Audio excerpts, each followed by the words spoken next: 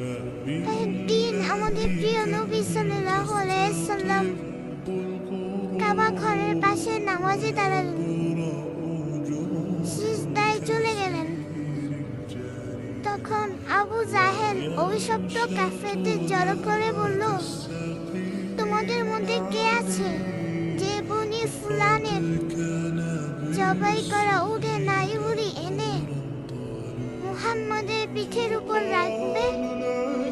সবার মধ্যে সবচেয়ে নিকৃষ্ট উকবা ইবনে আবি মুআইত উঠে দাঁড়ালেন।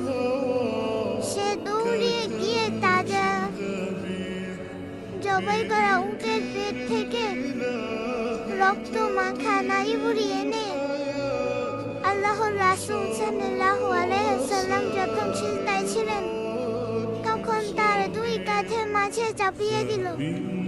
নবী সাল্লাল্লাহু আলাইহি ওয়াসাল্লাম সিজদা থেকে মাথা তুলতে পারছিলেন না, এত ভারী ছিল। কাফেররা চারপাশে দাঁড়িয়ে অট্টহাসি করছিল আর একজন আরেকজনকে ধাক্কা দিচ্ছিল।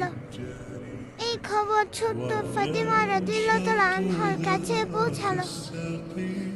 তিনি খবর শুনে দৌড়িয়ে আসলেন, কাঁদতে কাঁদতে নিজের ছোট্ট দুই হাত দিয়ে বাবার পবিত্র পিঠ থেকে নাপাক আবর্জনা সরালেন আর কাফেরদের দিকে তাকিয়ে কাঁদতে লাগলেন।